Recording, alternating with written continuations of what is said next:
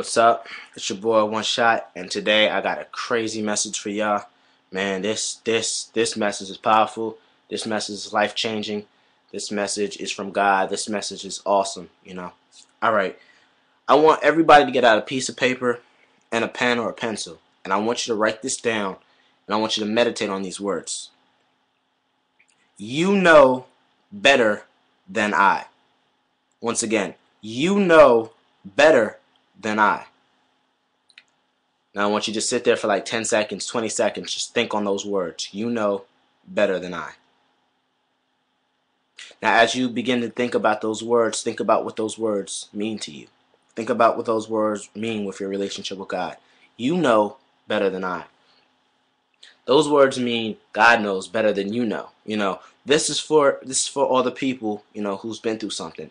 Now, while you wrote those words down, I want you to just list some bad things that happened to you, man. Talk about, maybe a disease that you have. Talk about maybe the time where you got arrested. Talk about a time for something you didn't do. Talk about a time where somebody broke your heart, a loved one. Talk about the time where your spouse cheated on you. Talk about just everything bad that ever happened to you. I want you to just write every bad thing that happened to you that you can remember. It might take you 1 page, it might take you 2 pages, maybe a book. Man, write everything that you could think of that really hurt you, that you felt that was done to you wrongly, that you had nothing to do with. You had nothing to do with it. It just happened to you and you don't understand why, and you ask God, why did this happen to me? I want you to just write that all down right now. Just everything that ever hurt you.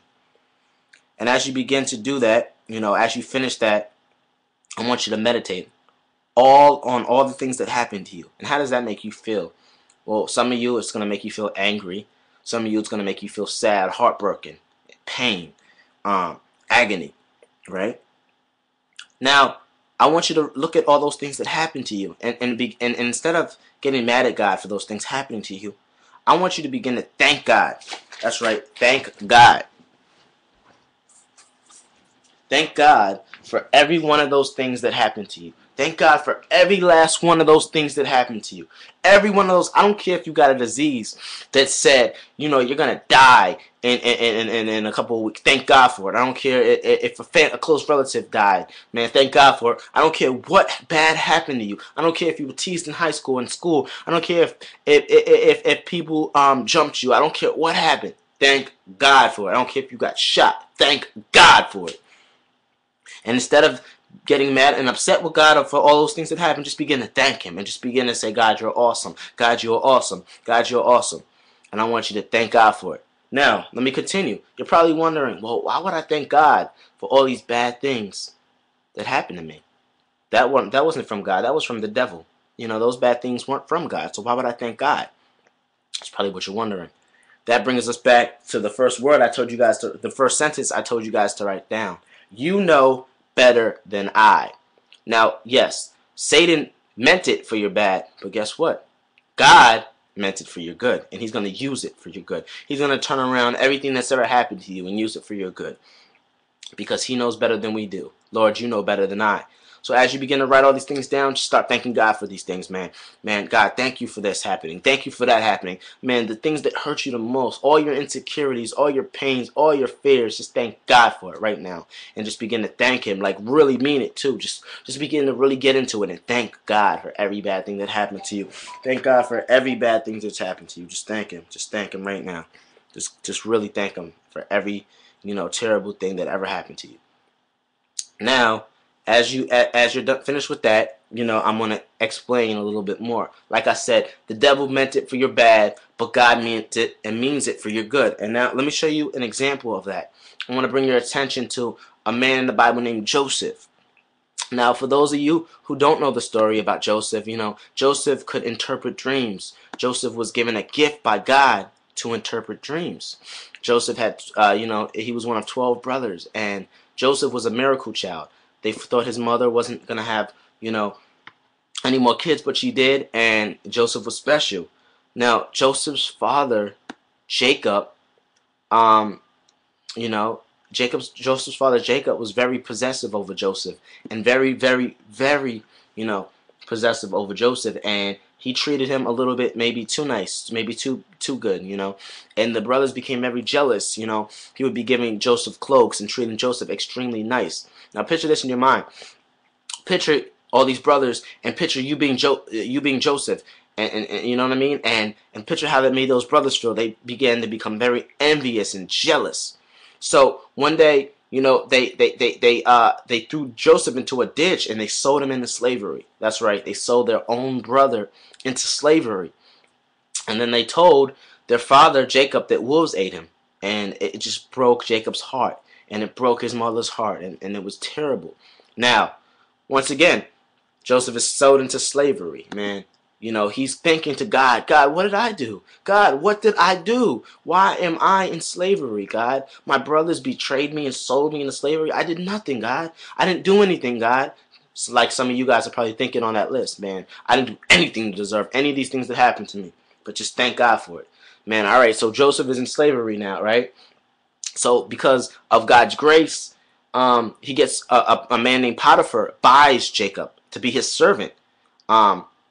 And he found favor with Potiphar, meaning that he was cleaning good. He was doing, you know, Joseph was very favored by God. Joseph was doing everything he needed to do to get this stuff done. You know, he was cleaning the floors. He was cleaning the palace. He was doing such a good job that Potiphar made Joseph the head of his whole entire household. His whole entire household. So you have a slave that's now the head of the whole entire household of Potiphar's. And Potiphar was an agent. He was a officer to Pharaoh. So Joseph was doing it big. You know, Joseph was a slave running Potiphar's house. Now, once again, Joseph's reflecting on his life. A lot of things that happened that probably shouldn't have happened, but now things seem like they're going better. You know, next thing you know, Joseph was fair to look at. You know, meaning that he wasn't an ugly guy. Potiphar's wife comes up to Joseph and tries to sleep with him behind Potiphar's back. And Joseph's like, no, I can't do that. I won't do that. I won't betray my master. So she screams and lies and says that Joseph beat and raped her. So Potiphar gets upset, you know, and Potiphar becomes very upset. Joseph, I did all this stuff for you and you try to rape my wife? You try to rape my wife? And he tells him to kill him. But the wife takes up for him. She says, no, don't kill him. Just send him to jail, you know. Because she knew he didn't do anything wrong. So Joseph goes to prison. So Joseph's in prison, and once again he's back to that feeling of, Lord, what did I do to you? God, you hate me? God, what did I do to you? Right? But instead of cursing God, instead of yelling at God, instead of blaspheming God, I'm sure Joseph was thinking, you know better than I. So I'm sure that's why God blessed him. So in his mind, you know better than I, Lord. So every night just praying to God in the prison. Every night praying to God in the prison.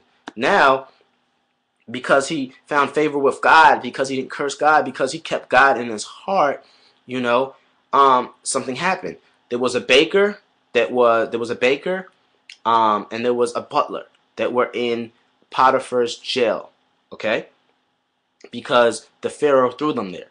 Okay? So they're in the jail. And they're talking about these two dreams that they're having. And we all know Joseph can interpret dreams. So they're talking about these two dreams they're having. You know, the baker has this dream about 3 birds eating him, you know, and the other one is the butler. And Joseph tells him in 3 days the butler will be restored back to the palace working under Pharaoh. So Joseph says, when you go back to the palace, can you please, since I've interpreted your dreams, can you please tell Pharaoh about me? Tell him that I can interpret dreams and I can be useful. You know, tell him about me. So, you know, the baker's put to death, as Joseph said, and in 3 days the dream came true. And likewise, the butler goes back to work under Pharaoh in 3 days, like his dream. And Joseph's dreams have because I can tell dreams. Years go by, time goes by,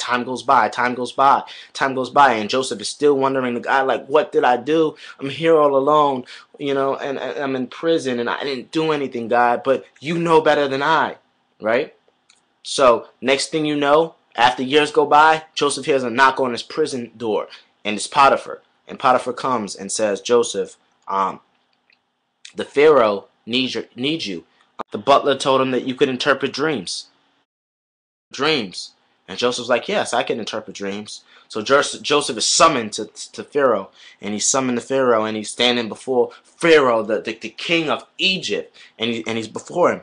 And now Pharaoh needs to know, Joseph, can you interpret my dream? I heard that you can. And at first he's skeptical, and Joseph's like, I can't, but God can. So Joseph interprets his dream. And the dream was basically that there was going to be a huge famine in Egypt, a huge, gigantic famine. And Egypt needs to save food in the good years, because they're going to have some good years first. Save food in the good years so they can feed Egypt during the bad years. So the Pharaoh is just blown away by Joseph's knowledge. And he's so excited that he makes Joseph second in command over Egypt. So basically, Joseph's like the Pharaoh. The only one that's over Joseph is the Pharaoh. He becomes, second in command of the whole entire Egypt, and he's given a new name, and he becomes second in command over Egypt, basically like the Pharaoh. And Potiphar has to bow to him, and everyone sees Joseph. And Potiphar's daughter becomes Joseph's wife. And now things are just going great for Joseph. And once again, Lord, you know better than I. Now, Joseph's 12 brothers, come back to Joseph, and they bow down before Joseph. They bow down before Joseph. They bow down before Joseph. That's right. His brothers who were jealous of him, not even knowing that was Joseph. They came back because in the famine, they needed food. Now, what I forgot to tell you guys at the beginning of the story was Joseph had a dream that his 12 brothers would bow down before him, and that's why they sold him into slavery. I'm sorry I forgot to say that. Now, with that being said, his dream came to pass. All of his brothers bow before him, and he does a test to try. He tries them, and he tries them, and he plays with their mind a little bit, but he only did it out of love. And at the end, he brings his father back. They bow before him. They find out he's Joseph. He brings his father back into the land, and they just become they're just one big happy family. And Joseph rules Egypt with the Pharaoh. And man, Lord, you know better than I. So after that story, I want you to go back to your own list, and I just want you to think about Joseph. Think about this man got sold into slavery, and then after that, thrown into prison. Years went by, man. But look how God used all that bad for his good. So, this is painful stuff, but I want you to just write down everything that ever hurt you, man. Every time somebody rejected you, every insecurity, every pain that you've ever felt in your life, I want you to just write it on this paper and just begin to cry out to God and thank him for it. And for each of those things, say, Lord, you know better than I. You know better than I. You know better than I. And these words are going to change your life. You know better than I. And that's my message for you guys. Don't give up. Don't give up hope, man. God is going to use everything the devil wants to use in your life for bad, for good. Every bad thing that ever happened to you, every disappointment, every sadness, mark my words. If you trust in God, God is going to use it for your good because he knows better than you do. Say, Lord, you know better than I. God bless you, and God bless you in Jesus' name, and I hope this message helped you in some kind of way. God bless you.